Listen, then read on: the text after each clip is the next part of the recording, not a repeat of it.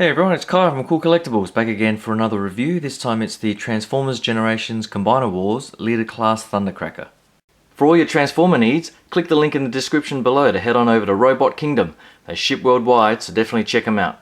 Just a quick look at the packaging. So because he's Leader Class, he comes in the much larger box with the artwork on the side and the front, and the back has the usual picture of the two separate modes, and he does look pretty nice and muscular there, but I don't think the actual figure translates to that very well, and I'll get onto that in a second.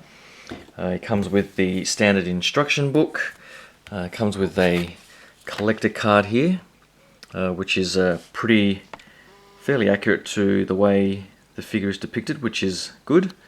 And he also comes with the two larger blue null rays, I guess. So there is a bit of parts forming on the figure. He comes with two of those. He comes with two smaller grey ones, and then he comes with a separate gun that has a firing missile. And just be careful, because this does actually go quite a long way. I was actually surprised at how far it goes and how quickly it goes. So just be a bit careful there. But onto the figure. Overall, I was really looking forward to this particular figure, because I was pretty impressed with the previous wave's Leader Class Megatrons, with the Armada Megatron and the standard one, and I thought those were pretty good. But this one here is sort of disappointing for me for a number of reasons. The shoulder joints here, particularly after you do the transformation the first time, I've sort of locked them in place as best I can now, but they're only sort of clipped in along the sides there. There's a little groove there, and it tends to sort of pop out fairly easily, as you can see there, and then you just sort of have to peg everything together again. And then the legs here, I actually thought they incorporated an ankle pivot, but that's not the case, and so the feet are always permanently at that angle, and so you pretty much have to have his feet splayed open like that, fairly wide, to sort of have the feet flat on the ground. And when you do that, the joints on mine here are fairly loose, and so when you try and articulate the legs outwards, the hip essentially comes out. So if you do it on this side, it's a bit tighter on this side, but still, if you want to use the ratchet joints on the hips here, you pretty much have to try and hold that joint in there and then use the ratchet out. So that's another annoying thing for me. Articulation wise, fairly good ratchets on the arms, but they're hindered by the wings on the back here, and you can swing them out and have the swivel, and the elbow joint is nice and tight as well, which isn't too bad. And the knee joint is on a nice ratchet up to about 90 degrees. So it's a shame that there is no sort of ankle pivot on a Leader Class type figure like this, because I don't really like having the feet always bent at an angle like that, particularly if you have the feet fairly close in. They sort of he's sort of standing on the outside of his feet, and if you got him out wide, then he's always looking like he's splayed open like that, just to have his feet flat on the ground. So a bit of a shame there. And I guess this whole section here just feels a bit hollow and loose for me. So as you can see there, it sort of flops around, and that doesn't seem to peg, it seems to have come out again. So you just need to continually try and peg these things in as you're moving the arms and so on. So that was a bit disappointing for me. The back looks fairly nice and clean, so I don't mind the back and the kibble at all. The wings here and the symbols are all nicely painted and sharpened for the tamp there, so not too bad there. I do like the gloss on the cockpit there as well. The other disappointing factor for me, with the head sculpt, he's a Decepticon after all, so you'd expect the eyes to be fairly bright red, but as you can see there, they're pretty much like MP10 Optimus. They're like dead eyes, and you can see on the back here he's got clear red plastic, and that does come around to the eyes, and so it's like they've sort of tried to cater for a bit of light piping in there, but it doesn't really come through on the eyes very much. I'll see if I can just get this lamp a little closer. So you can sort of almost see a tinge of red there now as I bring the light a bit closer. So I guess it's a nice sort of effect, but in most displays, just on your standard shelf, it's pretty much going to look like that, which doesn't really say nasty Decepticon for me. So I guess that was just another little thing that disappointed me. And I guess, God, I really hate how this comes off. I'll try and peg that back in there again, which isn't going to happen. So, what you do with these nail rays, you can put them on the wings there. Just put them in that. Oh, I think they might even be designed for out there. So, you know, there's lots of different options. You can put them in those slots or in that slot. There's slots on the outside of the legs here for these smaller ones, so you can put it there. And there's also slots on the forearm, so you can put that there as well. So lots of different options. And the gun, you can just put that in his fist like so. So lots of weapons for him, which is nice. But overall, just the sort of looseness in all the joints and how everything doesn't really clip into place firmly is what annoys me the most. So I'll just go through the transformation. Hold on. Alright, so the transformation itself, the first time I did it about 10 minutes ago, frustrated the hell out of me because I didn't realize there were certain parts of the transformation where you pretty much had to have things lined up perfectly for things to clip into place properly. But I finally got there, so I'll just walk you guys through it now.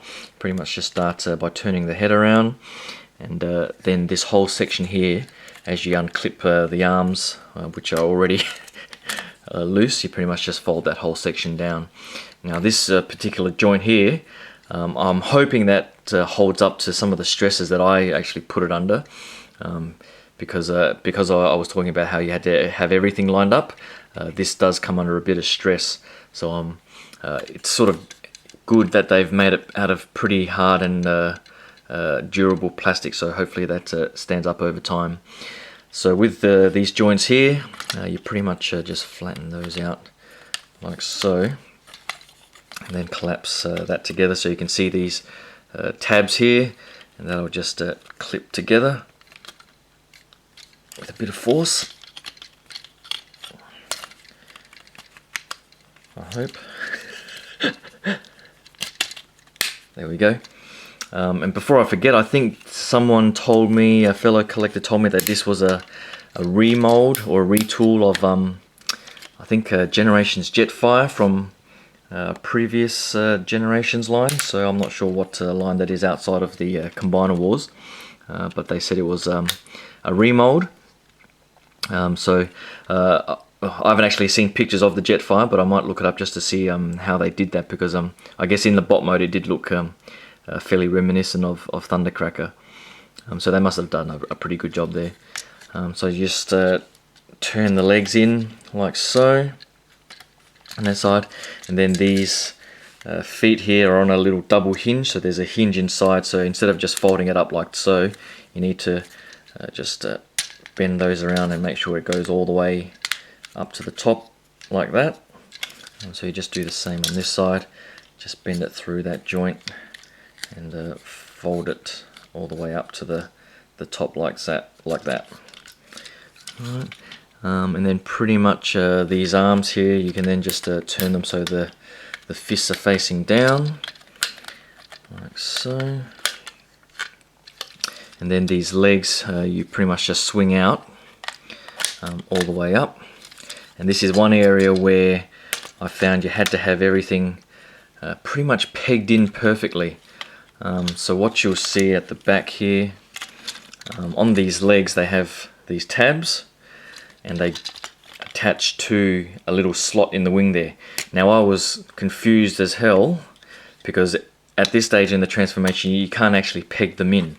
And so that's because this section of the wing is raised, and the instruction manual says to lower it later, but I would recommend just lowering it now.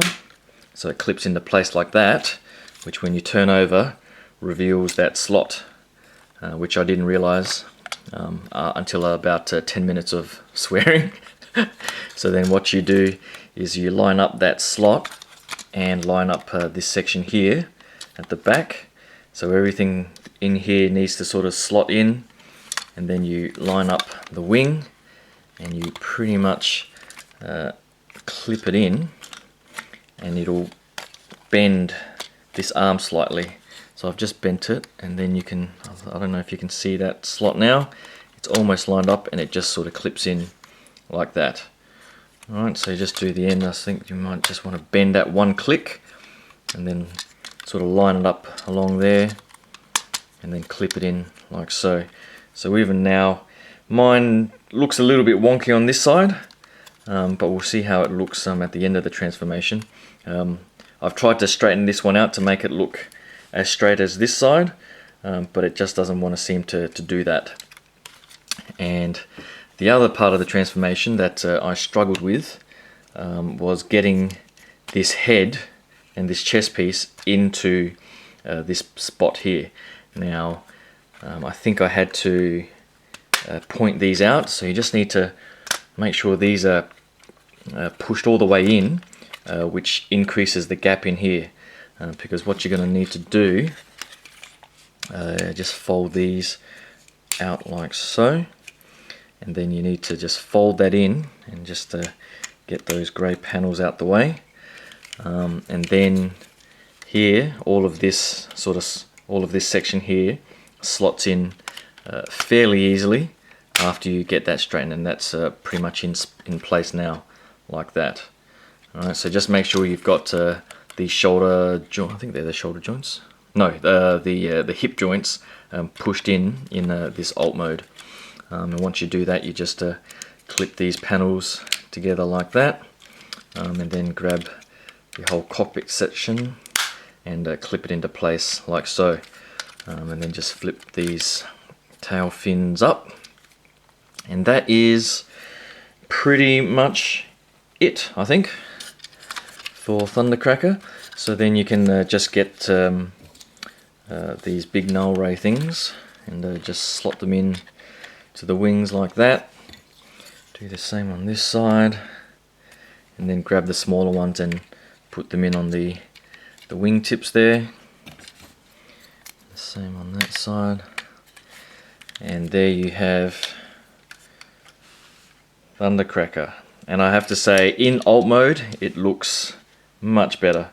I prefer this mode over the bot mode.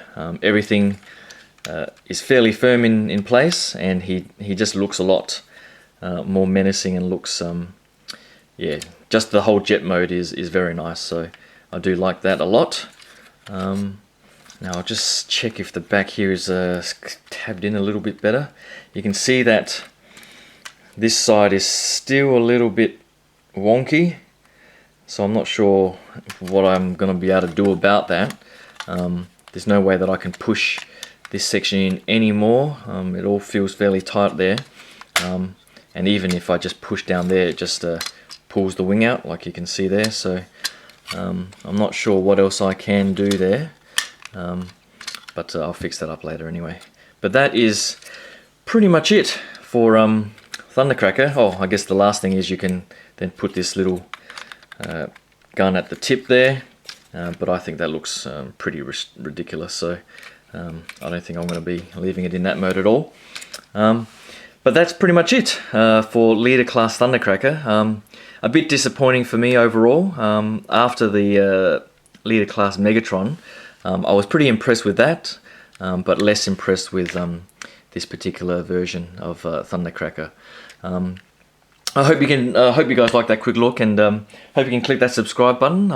That's probably the end of the Transformers reviews for me for at least another couple of weeks, but I do have 1/6 scale figure reviews coming up in the next couple of days, so hopefully you can stay tuned for all of that.